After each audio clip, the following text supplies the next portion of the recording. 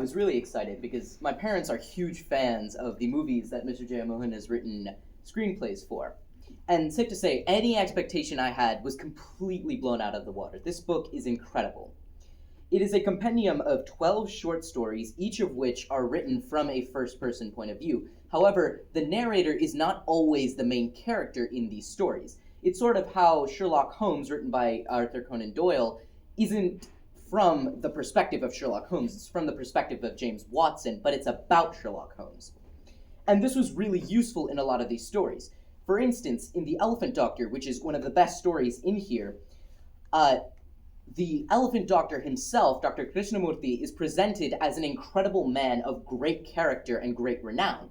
And if the story had been written from a third-person point of view, or from the perspective of Dr. Krishnamurti himself, the reader wouldn't have necessarily come away with that point. They might have even thought that Dr. Krishnamurti liked himself a little too much if it had been written from his point of view. But because it was written from someone else's point of view, and it was describing him, we got that rhetorical effect. Also, the descriptions in this book are simply amazing. I'm going to read to you an excerpt from The Elephant Doctor, because it's a great story. I entered the forest path. Water was dripping from the dense canopy above. The crackle of wheels turning over the leaf-littered path unsettled the small animals hiding amongst the shrubs on either side of the road and sent them scampering. Whoop whoop, a black langur began to cry from afar like a drumbeat. It was the sentry. Perched on the highest branch of the tallest tree, it would keep watch in all directions.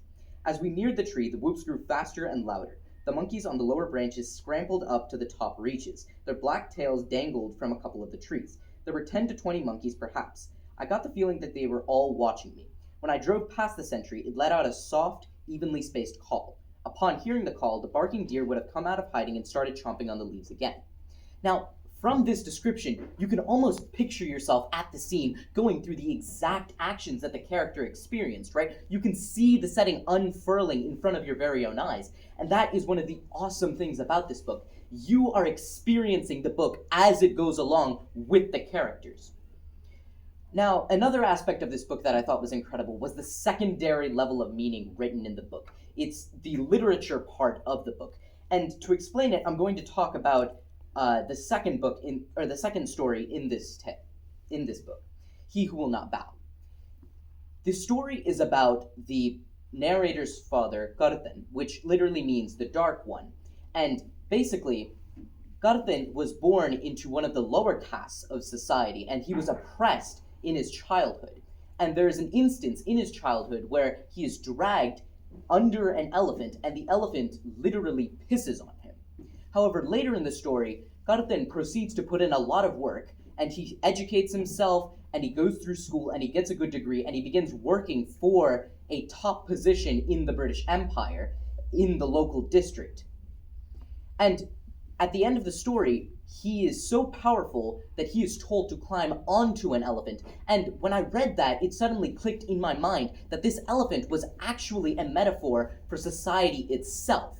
And his position on the elephant was his position in society. It was how much power he had within society. At the beginning of the story, he was born into one of the lower castes. He was essentially in forced slavery, and he was literally being pissed on by society. However, at the end, because of his hard work, he was able to climb the elephant, and he was able to get on top and view the world from his new position. And that was one of the many great aspects of this book, and I truly think you guys will enjoy it because of that. And this book resonates with me especially well because as a person raised in the US, I'm oftentimes not able to connect with my parents on the local culture back home. And books like these are able to give me an insight into what life was like back home, into what the culture was, what did my parents eat, what was common for them to do, what exactly goes on in the different places in society. And because of that, it was a fantastic book for me to learn about my home and about my people. And overall, this book is a fantastic read. I would so recommend it to you. Thank you.